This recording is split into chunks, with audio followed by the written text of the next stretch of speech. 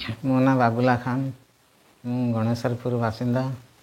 ଆଉ 2 ବର୍ଷ ହେଲା ମୁଁ ଭତ୍ତା ଆପ୍ଲାଏ କଲିଣି, ଏପର୍ଯ୍ୟନ୍ତ ମୋର ଭତ୍ତା ମିଳିଲାନି।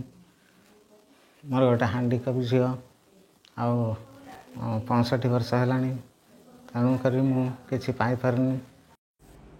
ସାର୍ ନମସ୍କାର। ତ ଆକ୍ଚୁଆଲି ମୋ ନାଁ ହେଉଛି ଅରବିନ୍ଦ ଗିରି। ମୁଁ ମାଗୁରା ଜନସେବା କେନ୍ଦ୍ରର ଭିଏଲି।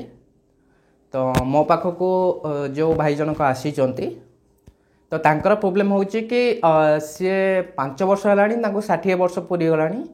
ତ 5 ବର୍ଷ ହେଲାଣି ତାଙ୍କ ଘରେ ଗୋଟେ ସେ ଯେଉଁ କଥା କହିଲେ ହ୍ୟାଣ୍ଡିକ୍ୟାପ୍ ଝିଅଟେ ଅଛି। ତ ସେଇ କ୍ଷେତ୍ରରେ 5 ବର୍ଷ ହେଲାଣି ଗୋଟେ ଜଣଙ୍କର ଯେମିତିକି ପଇସା ଭତ୍ତା ପଇସା ଯେଉଁ ବ୍ଲକ୍ ହେଇକି ଅଛି ତ ଆସୁନି। ତ ସେ କ୍ଷେତ୍ରରେ କିଛି ତାଙ୍କୁ ନିହାତି ଭାବରେ ଗଭର୍ଣ୍ଣମେଣ୍ଟର ସହାୟତା ମିଳିବାର ଥିଲା, ମିଳିନି ଏପର୍ଯ୍ୟନ୍ତ। ତ କାଇଣ୍ଡଲି ମୁଁ ରିକ୍ୱେଷ୍ଟ କରୁଛି ମୋ ତରଫରୁ ଆପଣଙ୍କୁ, ଟ୍ୱିଟର ମାଧ୍ୟମରେ ହେଉ ପଛେ, ଭିଡ଼ିଓ ମାଧ୍ୟମରେ ହେଉ ପଛେ, ତ କାଇଣ୍ଡଲି ମୋ ଫାଇଲ୍ ଆପଣଙ୍କୁ ଦେଇକି ପଠାଉଛି ଆପଣଙ୍କର ବ୍ଲକ୍ ଅଫିସ୍କୁ। କାଇଣ୍ଡଲି ଟିକେ ତାକୁ ଆପ୍ରୁଭ୍ କରିଦିଅନ୍ତୁ। ଭିଡ଼ିଓ ମାଧ୍ୟମରେ ମୁଁ ଆପଣଙ୍କୁ ଗୋଟେ ରିକ୍ୱେଷ୍ଟ କରୁଛି ସାର୍। ତ ଧନ୍ୟବାଦ। ଆପଣ ଯଦି ଆମ ରିକ୍ୱେଷ୍ଟ ରଖିବେ ତାଙ୍କ ତରଫରୁ, ମୋ ତରଫରୁ, ତ ବହୁତ ବହୁତ ଧନ୍ୟବାଦ ସାର୍।